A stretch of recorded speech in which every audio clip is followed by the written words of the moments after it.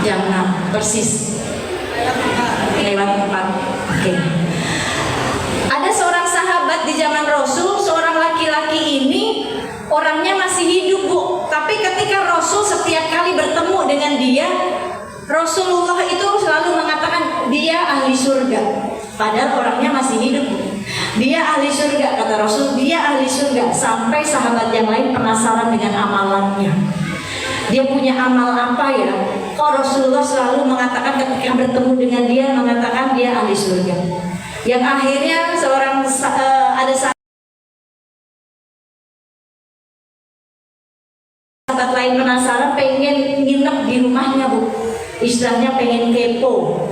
Amalannya apa sih? Gitu kan? Izin tuh, boleh nggak saya menginap ya 2 malam di rumahmu? Boleh, tapi rumahku biasa aja, nggak masalah ya.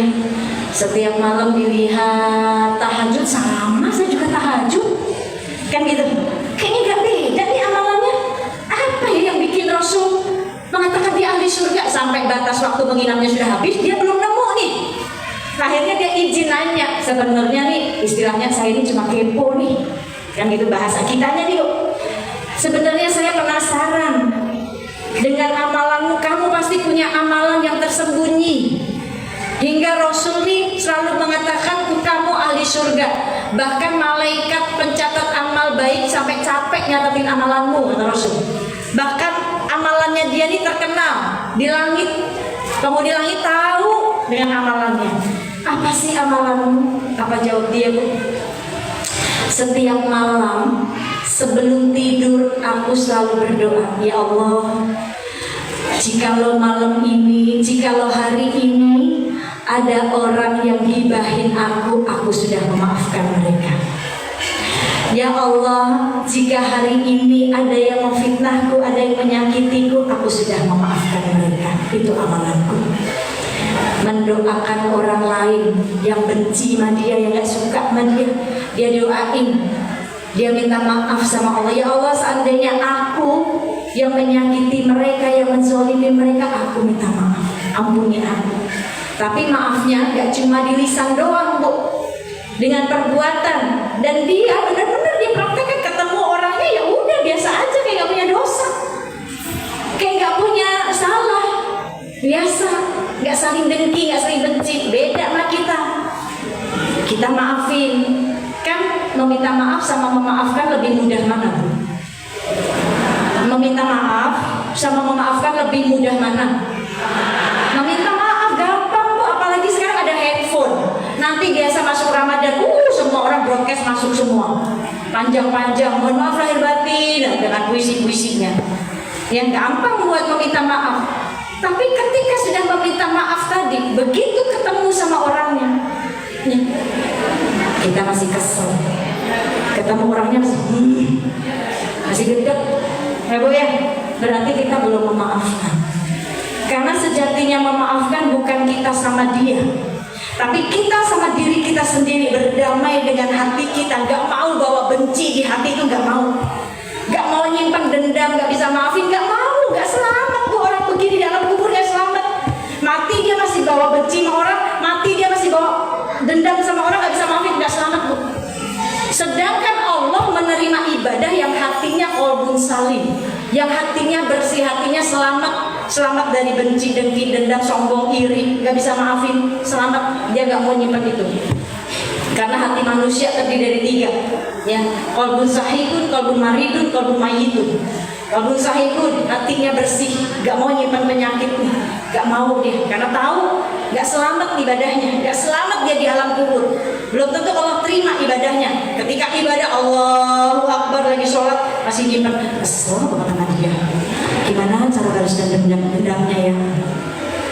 Sedangkan Allah melihat hati kita, Allah menerima ibadah yang selamat. Yang kedua, hatinya marilun, hati yang banyak penyakit, punya hati tapi banyak penyakitnya ya, Bu. Dengki, iri, hasad, sombong, benci, dendam, stadium 4, Bu. Ya, penyakitnya stadium 4. Dokter angkat tangan kalau udah stadium 4 nih. Ya. Yang ketiga nih, qalbun mayyitun, hatinya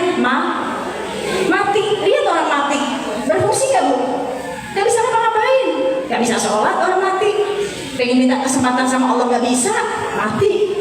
Nah hati mati ini yang paling bahaya Bu. Dia merasa pintar tapi nggak pintar merasa. Oh boleh kita, jangan kita jadi orang yang merasa pintar tapi nggak pintar merasa. Ya, jangan merasa pintar tapi nggak pintar merasa, nggak peka hatinya. Ini hati yang mati nih.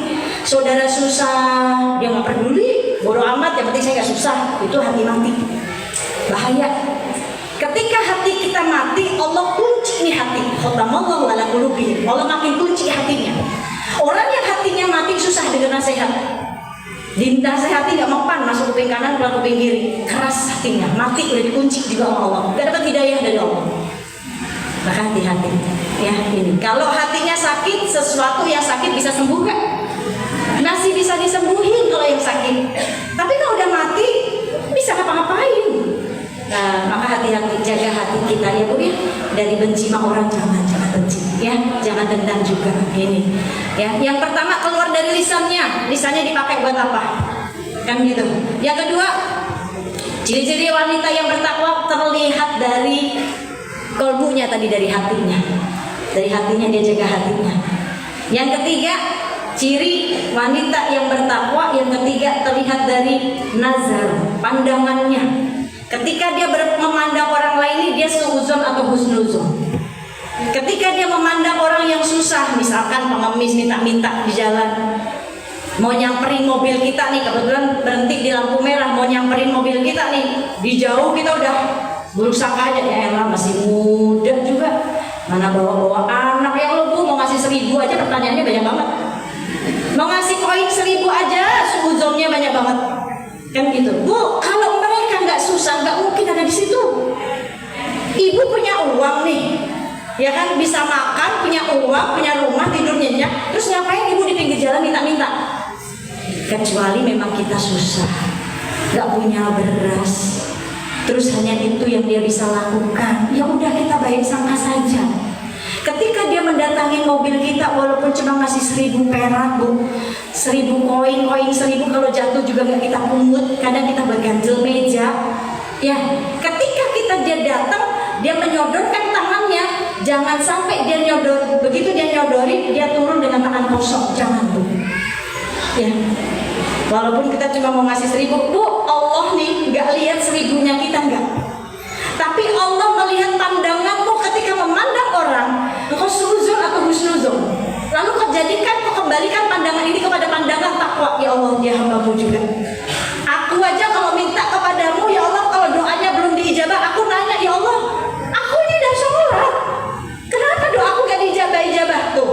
Kita kalau minta sama Allah gak dikasih, kita nanya lagi, besok kita datang lagi gak? Datang lagi ke Allah. Posisikan ketika kita minta sama Allah seperti itu, maka kasih aja udah, baik sangka. Allah nggak lihat 1.000-nya kita, Allah nggak lihat 10.000-nya kita, tapi Allah lihat bagaimana amalmu ketika melihat dia, karena dia hamba Allah juga, kan gitu ya Bu ya. Baik sangka udah terlihat dari pandangannya. Yang ke berapa Bu? Ketiga. Ini ada door prize nih, nanti saya tanya nih satu-satu dapat door prize yang nyatet. Yang ke sekarang berapa? Keempat, ciri-ciri wanita yang bertakwa terlihat dari tangannya. Dari apa Bu? Dipakai untuk apa nih tangannya nih? Buat nunjuk-nunjuk orang, atau buat meminta sama manusia, berharap sama manusia, atau buat nyakitin anaknya. Nah itu terlihat ya, kita minta sama Allah, dimanfaatin tangannya. Yang masih pada punya suami ini, tangannya manfaatin Bu, manfaatin dengan melayani suami dengan baik. Ini cuciin bajunya suami, ini cuciin, jangan nyuruh orang, cuciin aja udah, ya kan gitu. Layanin suaminya ketika capek makan, suapin. Ketawa sih ya Allah, ini manja banget kan, dia juga punya tangan Bu, ini tangan nih biar bersaksi. Kali-kali Bu, jangan tiap hari, kali-kali aja ya. Ada kisah mutiah nih Bu, 10 menit lagi deh saya kelar. Ada kisah mutiah, pernah dengar gak kisah mutiah? Pernah dengar gak Bu? Belum pernah dengar kisah mutiah? Mutiah ini wanita ahli surga. Mutiah ini namanya selalu disebut oleh Rasulullah padahal orangnya masih hidup. Sampai putri Rasul ini penasaran dengan amalnya Muti'ah, apa yang dipunya sama Muti'ah. Ya, karena Rasul selalu mengatakan Muti'ah ahli surga. Orangnya masih hidup, hingga putri Rasul ini mendatangi rumah Muti'ah. Begitu nyampe di rumahnya, assalamualaikum, Muti'ah belum membuka pintunya, baru menjawab salam itu di belakang pintu. Waalaikumsalam, siapa engkau? Aku Fatimah putri Rasulullah. Oh, Fatimah, masya Allah. Bolehkah aku masuk Muti'ah? Sebentar. Engkau bersama siapa? Oh, aku bersama anakku, bersama Husain. Oh maaf, suamiku mengamanahkanku tidak membawa laki-laki masuk ke dalam rumah. Loh, tapi ini Husain masih kecil, belum akhir balik. Suamiku hanya bilang laki-laki. Akhirnya Fatimah pulang membawa putranya, Bu. Kan gitu. Di situ Fatimah sudah bisa melihat, oh, dia selalu jaga amanah suaminya. Kan gitu. Pulang bawa putranya. Sampai akhirnya datang lagi. Assalamualaikum Muti'ah, aku sudah datang sendiri. Baik, saya masuk. Masuk. Ditanya, dilihat rumahnya biasa aja, Bu, gak ada barang-barang berharga, biasa aja, gak punya barang-barang. Tapi Fatimah melihat ada satu meja yang di atasnya ada 3 benda. Hingga Sayyidah Fatimah bertanya, ya Muti'ah, aku pengen nanya, ayahku tuh sering banget nyebut namamu bahwa engkau menjadi wanita ahli surga. Aku pengen tahu amalanmu. Oh, saya nggak punya amalan apa-apa, nggak punya amalan khusus. Ya, Muti'ah sebentar. Itu di meja itu ada 3 benda nih. Untuk apa 3 benda ini? Bendanya, Bu, 1 kain, yang kedua kipas, yang ketiga tongkat kecil. Ditanya untuk apa 3 benda ini, maka dijelaskan satu-satu. Kain ini untuk menyeka keringat suamiku. Ketika dia pulang, aku bukakan pintu dan aku langsung usap keringatnya. Bu, nanti pulang ke rumah, depan pintu bawa kain. Suami pulang kerja langsung diusapin keringatnya, ya Bu ya. Walaupun nanti suami nanya, tumben banget sih,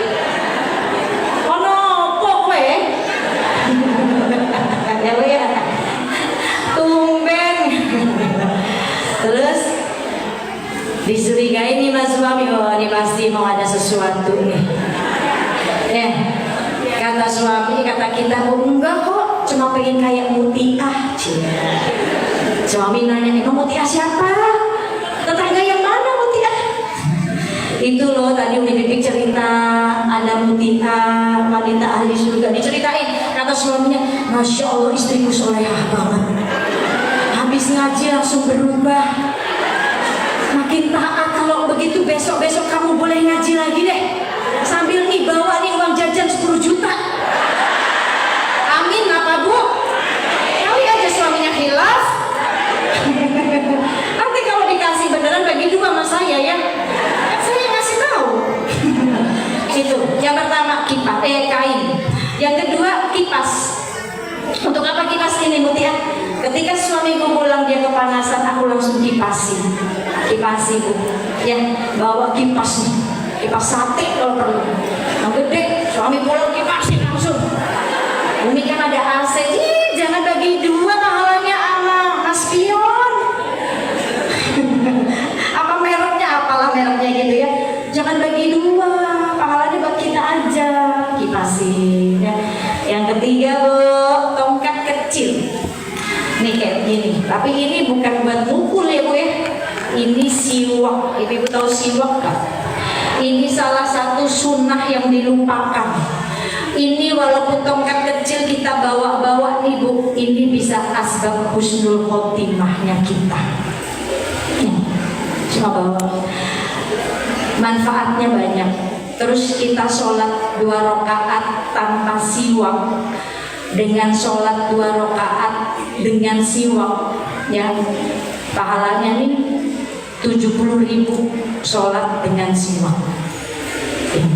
Maka saya bawa-bawa. Ya. Mau sholat siwakan dulu, mau ngajar siwakan, bangun tidur siwakan, Ada kisahnya juga Bu, ada seorang laki-laki yang hobinya siwakan. Apa yang dia mau, dia bangun tidur yang diingat siwak, dia siwakan. Dia mau tidur yang diingat siwak, siwakan. Dia mau makan siwakan dulu, dia mau ngaji, dia mau baca Quran, semua siwakan. Sampai akhirnya dia dalam keadaan dia mati, dia nggak tahu kalau dia lagi mati gitu Bu. Begitu dia bangun, dia cari siwak, padahal dia udah mati. Tuh, dia berasa kayak di rumah Bu. Ini asbab husnul khotimah. Ini kalau pegang siwak nih sunahnya begini nih Bu. Jempol sama kelingking di bawah, tiganya di atas. Kayak gini. Jadi kayak kalau ada foto, orang fotonya begini, oh dia biasa pegang siwak.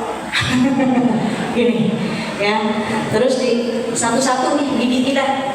Ini buat nguatin gigi juga Bu. Ya, giginya satu-satu. Setelah udah satu-satu gigi, baru tuh kayak angka 8 puter.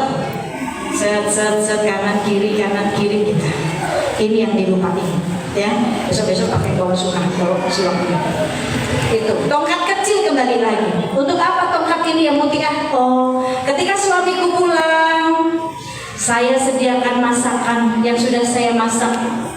Saya tungguin ketika beliau makan. Setelah makan saya tanya, wahai suamiku, bagaimana masakanku, enak nggak? Atau kelebihan garam, kasih tahu sama aku. Kalau nggak enak, pukul aku. Suruh pukul Bu kalau nggak enak. Takut ngecewain suami. Suami kasih nafkah, dia masak pakai uang suami. Terus kalau masakannya kasinan, kalau suaminya baik mah ya Bu ya enak. Gimana kasinan enggak kok. Padahal asing banget. Suami yang soleh ya minta dipukul Bu. Kalau istri zaman sekarang kan suami makan, istrinya ngapain? Istrinya ngapain Bu? Main HP, itu jujur. Kadang nonton sinetron, suaminya makan sendiri. Ya mulai sekarang perhatikan nih, bukan masalah 3 benda ini ya Bu ya, tapi masalah bagaimana tangannya ini ketika dia masih punya suami, dia jadikan tangannya untuk melayani suaminya dengan baik, mengabdi di tangannya supaya bersaksi nanti. Itu insya Allah. Terus selanjutnya yang ke 5, wanita, ciri-ciri wanita yang bertakwa terlihat dari perutnya. Maksudnya buncit, kurus? Enggak Bu, saya juga buncit. Bukan itu, langsung pada lihat di perut.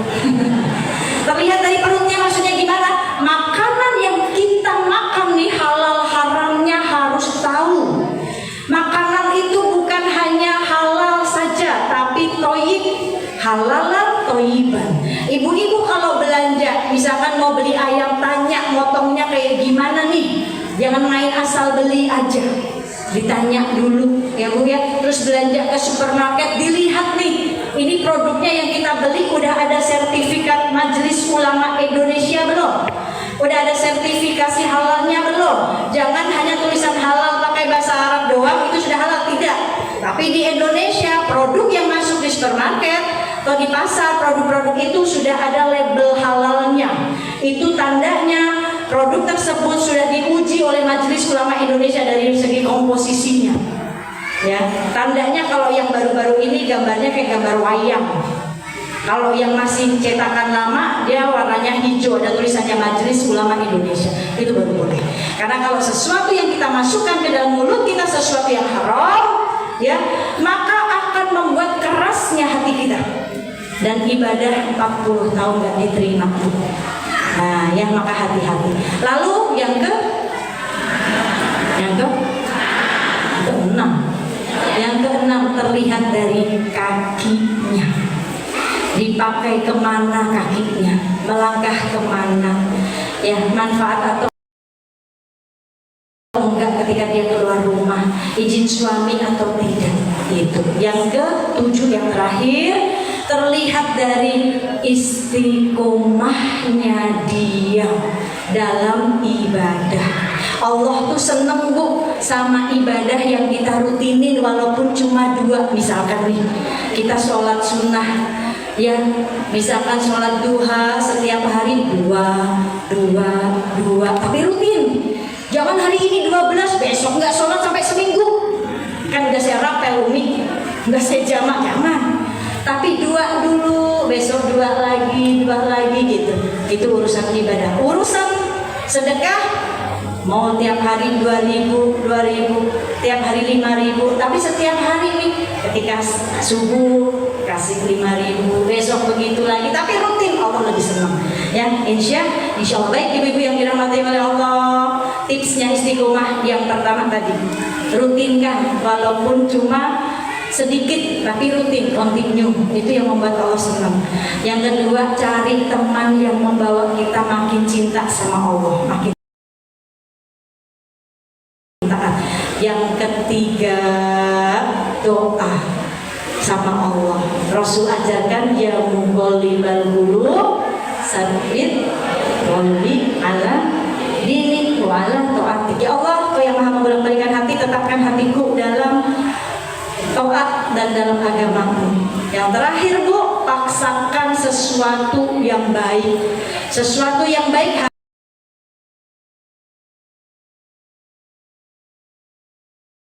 harus istiqomah. Baik ibu yang dirahmati oleh Allah, ini saja yang bisa saya sampaikan. Kurang lebihnya saya mohon maaf. Baik.